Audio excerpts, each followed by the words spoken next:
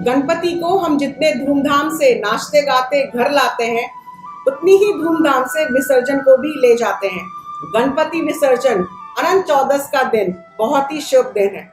इस दिन जैन समाज में भी उनके 10 दिन के व्रत, जिसे हम दशलाक्षणी कहते हैं, उसका आखिरी दिन होता है। पर इस दिन की सबसे खास बात जैन समाज में ये है कि इस दिन एक दूसरे से क्षमा मांगते हैं। जाने अनजाने की गई हर गलती के लिए माफी मांगते हैं। माफी मांगना और माफ कर देना बहुत ही मुश्किल काम है, और जो इसको अपना लेता है उसके मन में शांति ही शांति रहती है, और गणपति को ये सबसे ज्यादा प्रिय है।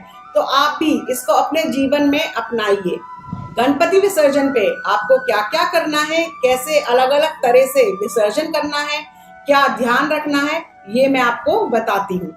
Hello everyone, my name is Megha Goyal and I welcome you all on my channel. My channel Divine Souls talk about the solution of your life. आप सभी को मेरा आत्मा नमस्ते। कमेंट सेक्शन में आत्मा नमस्ते जरूर लिखिएगा। जितने दिन गणपति घर रहते हैं उतने दिन ऐसा लगता है जैसे घर में रोज त्योहार मन रहा है। घर में एक शांति आ जाती है। गणपति के जब विसर्जन की बात आती है तो मन थोड़ा भावुक हो जाता है। पर क्या आपने सोचा है ये गणपति विसर्जन हमें क्या सिखाता है? तो गणेश विसर्जन हमें यही सीख देता है कि जिस मिट्टी से हम गणपति की मूर्ति को बना के लाए थे, वो विसर्जन के बाद पानी में मिलके वापस प्रकृति में मिल जाती है। यानी हम जहाँ से आए हैं वहीं हमें वापस जाना है। जैसे जब हम दुनिया में आए थे तो परिवार में सब कितने खुश हुए थे। आजकल तो जब न्यू बॉर्न बेबी आता है तो लोग कितने नई नई डेकोरेशन करते हैं और उसका स्वागत करते हैं। और अगर कोई फैमिली में मर जाता है तो उसको हम जलाकर उसका अंतिम संस्कार करके आ जाते हैं। गणेश विसर्जन हमें ये भी सिखाता है कि खाली हाथ आए थे, खाली हाथ जाएंगे। मतलब हम अपने साथ इस दुनिया में कुछ नहीं लाए थे। 1 रुपया क्या, 1 कपड़ा, कुछ नहीं। और ऐसे ही हमें खाली हाथ वापस जाना है। ना हम रुपया अपने साथ लेके जाएंगे, ना कपड़ा अपने साथ लेके जाएंगे। मिट्टी से आए हैं और मिट्टी में ही मिल जाएंगे। तो फिर क्यों, किससे लड़ना, क्यों लड़ना? प्यार से सब मिलकर एक साथ रहो। आप जब गणपति को घर लाए थे तो आपने संकल्प लिया था कि कितने दिन गणपति आप अपने घर में विराजेंगे। तो जिस दिन आप विसर्जन करेंगे, आप पहले रोज की तरह गणपति की पूजा करेंगे, उन्हें भोग लगाएंगे, जिसका मैं आपको वीडियो दे चुकी हूँ, लिंक आई बटन में है। फिर मुहूर्त के हिसाब से अलग अलग दिन के शुभ शाम के मुहूर्त मैं आपको बता चुकी हूँ, उसका भी लिंक आई बटन में है। अगर आप शाम को या फिर रात के मुहूर्त पे विसर्जन कर रहे हैं तो आप सुबह और शाम आरती करेंगे, पूजा करेंगे जैसे आप कर रहे थे।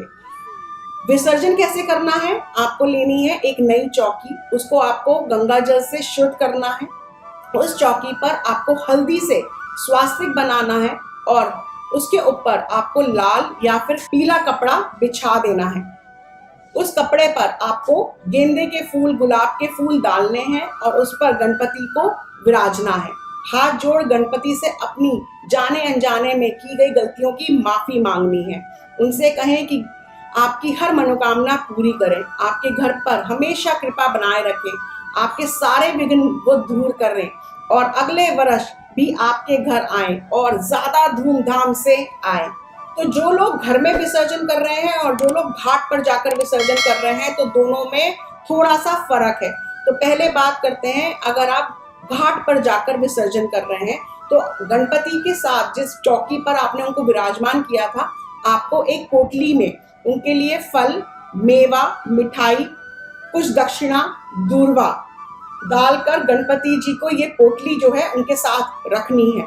फिर चौकी को आपको उठाकर बड़े धूमधाम से घर से निकलना है। आप रास्ते में नाचें, ढोल बजाएं, ताली बजाएं, रंग गुलाल उड़ाएं और आपको जोर जोर से गाना है, गणपति बापा मोरया, अगले बरस तू जल्दी आ। घाट पे पहुंच के वहां आप गणपति को विराजमान करेंगे, उनकी आरती करेंगे, उनका तिलक करेंगे और हाथ जोड़कर उनसे प्रार्थना करेंगे। अपने परिवार की तरफ से और अपनी तरफ से गलती की माफी मांगेंगे और उन्हें अगले वर्ष जल्दी घर आने को कहेंगे। फिर गणपति के एक कान को आप एक हाथ से ढकेंगे और दूसरे कान में उनके आपको बोलना है। आपको जो भी आपकी मनोकामना है वो आपको उनके कान में बतानी है। जो पोटली आपने बनाई थी वो आप किसी गरीब को वहाँ पे दान दे देंगे और पूरी श्रद्धा से उन्हें उठा के आप जितने गहरे पानी तक जा सकते हैं उतने गहरे पानी में जाएंगे और उनका विसर्जन करेंगे। हाथ जोड़ के वापस घर आ जाएंगे। अब बात करते हैं उन लोगों के लिए जो घर में विसर्जन कर रहे हैं। तो चौकी पर आपको उनको बिठाना है, उनकी आरती करनी है और फिर पूरी श्रद्धा से चौकी को उठा के घर के गार्डन में या फिर बालकनी में या छत पे आप लेकर जाएंगे। घर के अंदर आपको विसर्जन नहीं करना है, आपको घर के बाहर ही उनका विसर्जन करना है। आप अपने मंदिर से अपनी बालकनी तक, छत तक या आप अपने गार्डन में विसर्जन कर रहे हैं तो अपने मंदिर से आप नाचते हुए उस जगह पर जाएंगे, गाते हुए जाएंगे, गणपति बाप्पा मोरया अगले वर्ष तू जल्दी आ।